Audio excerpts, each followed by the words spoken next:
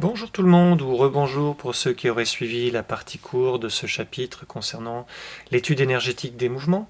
Je vais vous présenter deux situations concrètes qui vont nous amener à utiliser donc les relations établies dans le cours. La première d'entre elles, c'est un putt au golf qui est représenté donc par l'image que vous avez ici.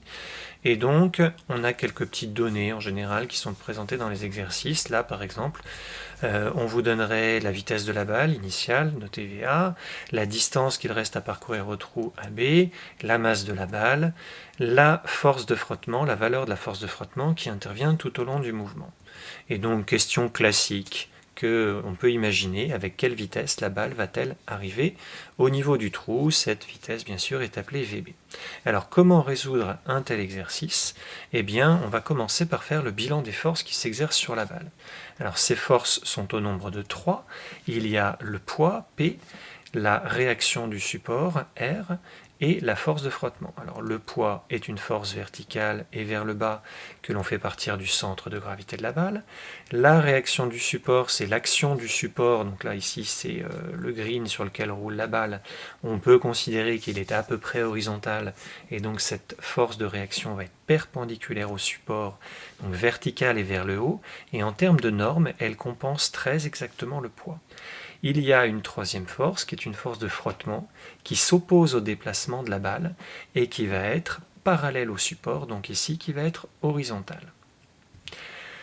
Que peut-on dire des travaux de ces différentes forces? Le travail du poids est nul, parce que si on applique la relation du calcul du travail, c'est la norme de la force, donc P fois le déplacement AB, AB étant horizontal, le poids est vertical, l'angle qu'il y a entre ces deux vecteurs est égal à 90 degrés. Le poids a donc un travail nul, il ne travaille pas. De la même manière, la réaction du support a également un travail nul. Seule la force de frottement a un travail qui n'est pas nul, et nous l'avons vu dans la partie court, il y a un angle de 180 degrés entre le déplacement AB qui va vers la droite et la force de frottement qui, elle, est orientée vers la gauche.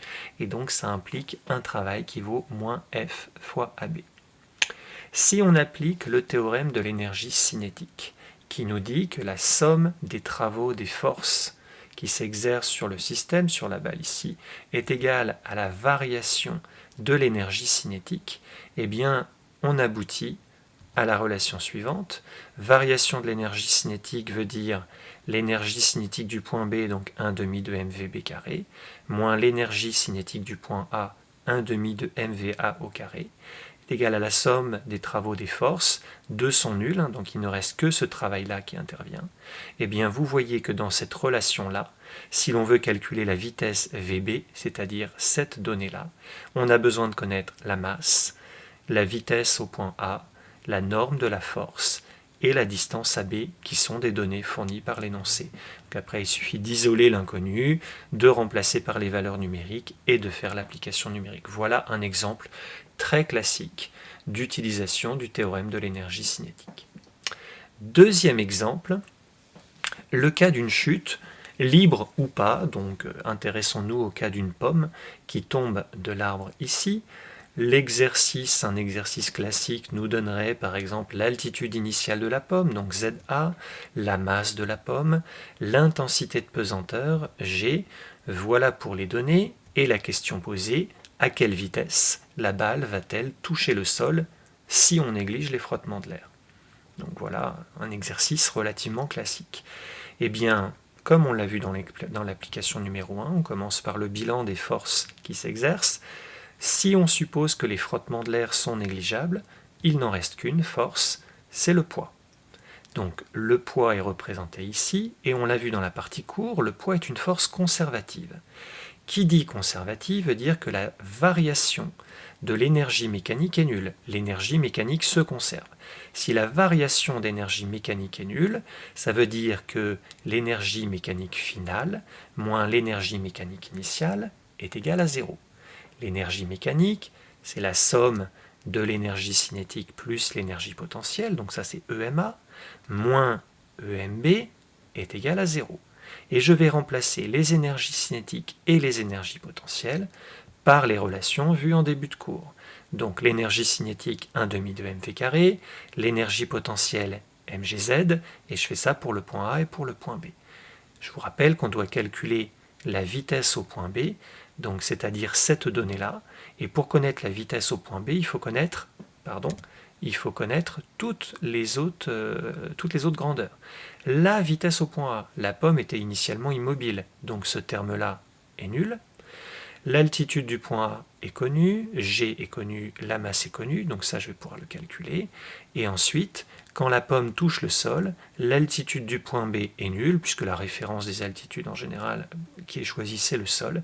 Et vous voyez que certaines des grandeurs sont connues, d'autres sont nulles. La seule qui est inconnue c'est VB, et on peut ainsi donc la calculer. On a répondu à une première question qui est dans l'hypothèse où les frottements sont négligés. En général, dans ce début d'exercice, dans ce genre d'exercice-là, on vous fait calculer une vitesse au point B et on va vous dire, eh bien en réalité, la vitesse n'était pas aussi importante que celle que l'on a pu calculer avant. Qu'est-ce qui peut expliquer cette différence et estimer donc la cause de cette différence? Donc bien évidemment, on était parti sur une hypothèse d'une seule force, le poids, force conservative. Si on obtient une vitesse de chute qui est plus faible, c'est que l'hypothèse de départ n'était pas valable. Autrement dit, il existe des frottements. Les frottements, c'est une force non conservative. Les frottements sont représentés ici en bleu, s'opposent au déplacement de la pomme et eh bien dans ce cas-là, on ne va pas pouvoir dire que la variation de l'énergie mécanique est égale à 0. L'énergie mécanique ne se conserve pas dans ce cas-là. Sa variation est égale au travail de la force de frottement. Et donc, on va appliquer exactement maintenant les mêmes relations que tout à l'heure, pour l'énergie mécanique, énergie cinétique plus potentiel. On remplace chacune de ces énergies par la formule correspondante, et la seule force qui travaille ici, la force de frottement qui intervient ici, donc dont le travail est représenté ici, vaut moins F fois AB, parce que le déplacement se fait verticalement vers le bas, alors que la force de frottement est verticale et vers le haut, donc il y a bien un angle de 180 entre les deux, d'où cosinus 180 qui nous fait apparaître le moins 1 qui est là.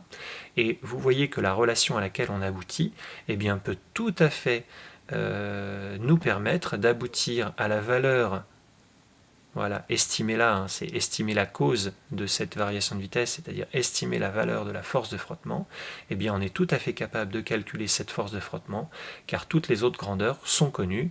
L'altitude A est connue. Qu'est-ce qu'on a d'autre? L'altitude du point B, on vient de le dire, est nulle, G est connu, M est connu. La vitesse au point B, c'est la vitesse réelle qu'on vous donne en début de deuxième question, et non pas la vitesse VB calculée tout à l'heure. Et puis la vitesse au point A est nulle.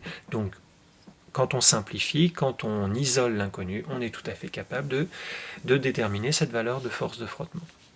Donc vous voyez qu'en fonction de ce que l'énoncé va vous donner, on va appliquer soit le théorème de l'énergie cinétique, on peut aussi appliquer cette variation d'énergie mécanique qui est nulle ou pas nulle en fonction de force conservative ou pas. Tout dépend comment l'énoncé est orienté, tout dépend des questions préalables et de la succession des questions. Mais si vous n'avez aucune indication, vous pouvez tout à fait partir sur le théorème de l'énergie cinétique, on va dire complet, ou une version légèrement différente qui fait apparaître la variation de l'énergie mécanique, nulle ou pas. À vous de vous adapter en fonction des exercices. Bon, voilà pour ces deux applications qui, avec le cours, vont vous permettre, je l'espère, de bien comprendre ce thème abordé. À très bientôt pour un nouveau chapitre.